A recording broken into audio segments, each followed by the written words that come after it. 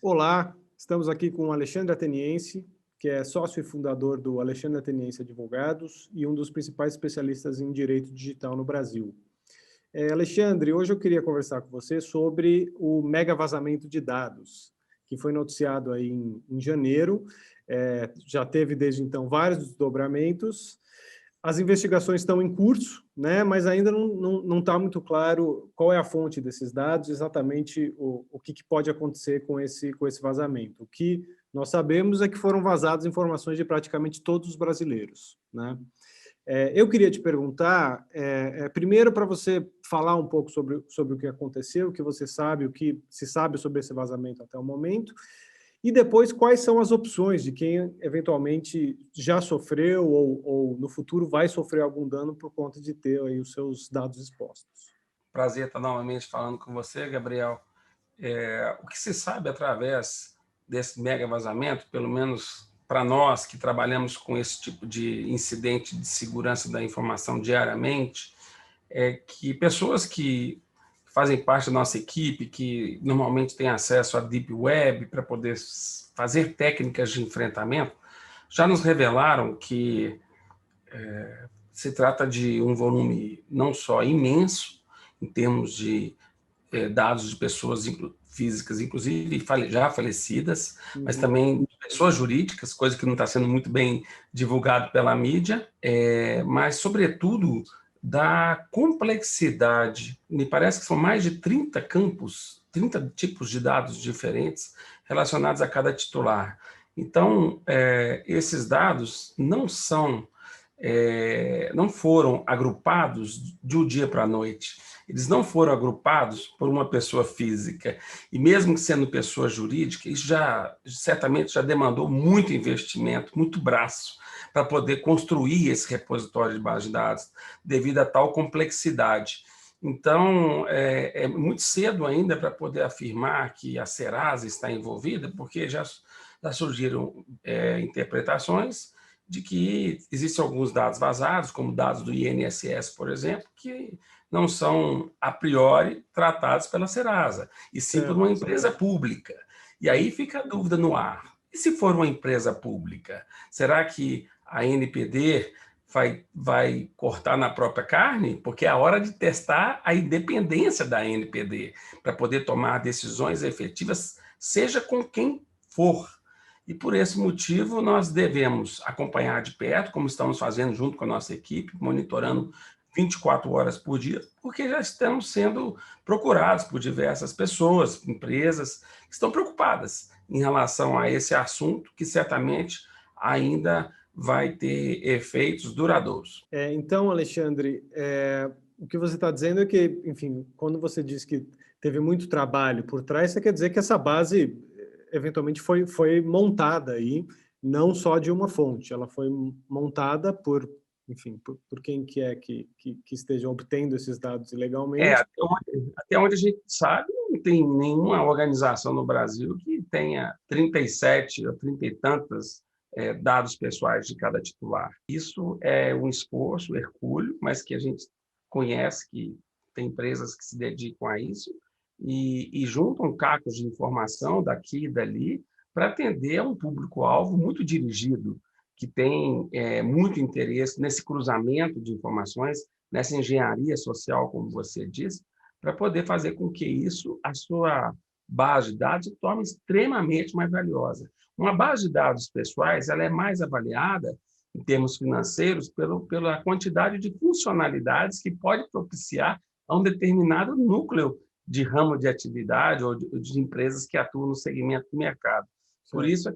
Por isso é que esse vazamento tem tanta importância. E agora, Alexandre, como que as pessoas ou as empresas, você mencionou aí que também tem vazamento de dados, né, de PJs, quais são as ações que podem ser tomadas para se proteger? Não sei se tem alguma ação preventiva ou, obviamente, se você, né, de fato sofreu um dano por conta desse vazamento de dados, quais são as ações que podem ser tomadas? Bom, da parte do titular de dados pessoais, uma vez que haja qualquer revelação pela mídia de que é certo o envolvimento de alguma organização, de imediato o titular deve fazer uma comunicação direta a essa organização para poder solicitar quais os dados pessoais que essa organização e que a mesma faz o tratamento em relação aos dados pessoais da vítima, né?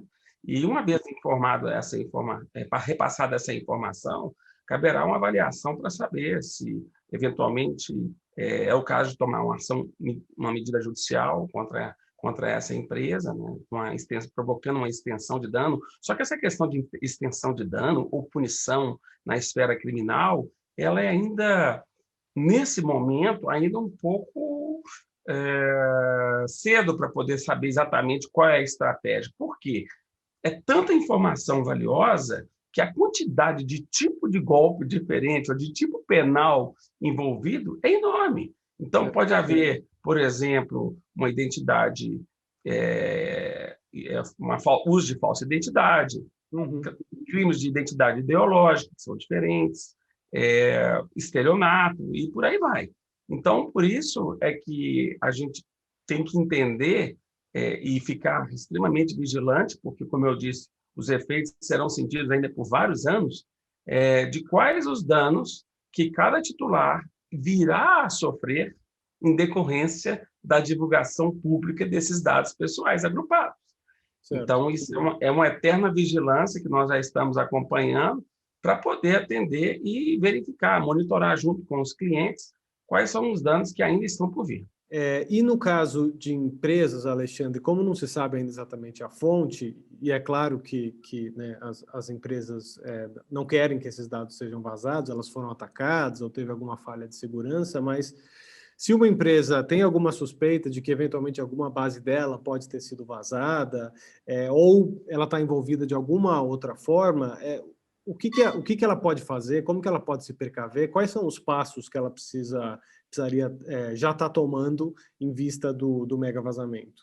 Bom, primeiro é preciso dizer que a LGPD só protege os dados pessoais. Então, CNPJ, outras informações corporativas, já não é um problema de proteção de dados pessoais, e sim de segurança da informação, que também causa enormes danos corporativos, porque muitas vezes podem ter informações ali de sigilo de negócio das empresas. Então, só a divulgação pública, por si só, já causa um dano imediato e que merece ser reparado também por questões indenizatórias ou efeitos, quem sabe, de discriminação por não participar de alguma carta-convite, de alguma concorrência, ou que seja, determinadas informações terem sido divulgadas, e com isso quem estava organizando o certame poderia já ter desclassificado, sem dar muita explicação, determinadas empresas com base ao acesso dessas informações. Então, como eu já disse, é uma multiplicidade casuística em relação aos efeitos que ainda irão acontecer, seja por pessoa física ou pessoa jurídica.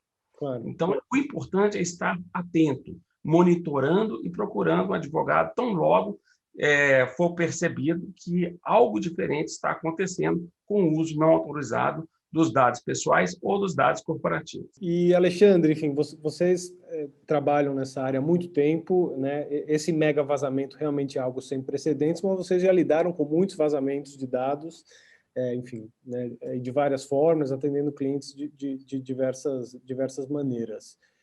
Nesse momento, o trabalho que vocês estão fazendo em relação a isso, como que ele é eventualmente diferente do que vocês já fizeram, ou essa questão de monitoramento é algo que vocês já fazem rotineiramente?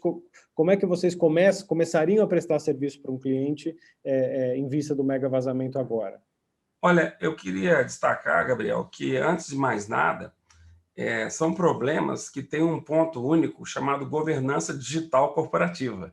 Então, governar a empresa nas plataformas digitais significa ficar atento a problemas com proteção de dados pessoais, problemas de segurança cibernética que envolvem dados corporativos, nem sempre só dados pessoais, problemas de reputação digital, que eu acho importantíssimo também, tem manter um monitoramento contínuo, e também, por que não dizer, a efetiva adoção e utilização das medidas de compliance. O que tem sido diferente é que são setores que agora estão regulamentados e sujeitos a penalidades muito severas.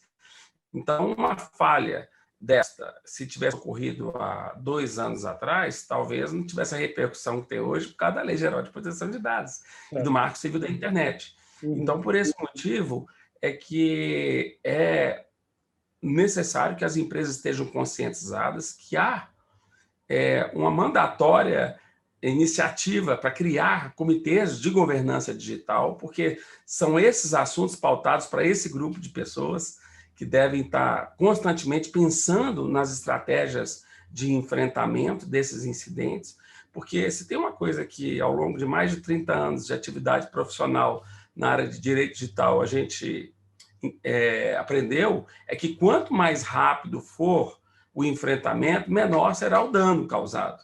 E para isso, não é uma solução que é só virar uma chave e está tudo resolvido. Merece todas umas medidas protetivas antecipatórias, inclusive a LGPD exige que as empresas comprovem que adotaram medidas protetivas e não simplesmente, né, correndo atrás do prejuízo. Isso vai fazer uma enorme diferença em relação ao valor das multas administrativas que serão aplicadas. E por isso é que as empresas têm que começar a discutir esse assunto. Isso virou um assunto estratégico dentro da empresa e é importante formar esse plano de contingenciamento, esse comitê de crise de enfrentamento de incidentes para essas pautas, porque problemas como esse vão continuar acontecendo e passam a ser cada vez mais estratégicos, porque, afinal de contas, isso agora tem informação corporativa ou dado pessoal, agora tem preço. O mega vazamento, em um sentido, como você falou, é a primeira prova aí da NPD, mas, enfim, também é uma prova para as empresas, porque quem já tem, eventualmente, um comitê criado, já tem uma estrutura interna para lidar com isso, já consegue lidar com eventuais problemas resultados aí do mega vazamento. Quem não tem, agora está correndo atrás, né, de uma solução que, na verdade, é uma estrutura que as empresas agora, de fato, precisam ter, porque, como você falou, eles vão continuar ocorrendo, né? Esse evento aqui que aconteceu no começo do ano não deve ser uma coisa isolada. Sim, pelo contrário, está virando igual o obituário de jornal, cada semana tem uma novidade. Agora, é importante dizer que não só esse comitê de governança, mas até mesmo a figura do DPO, que já é obrigatória em lei, já está vigente, entendeu?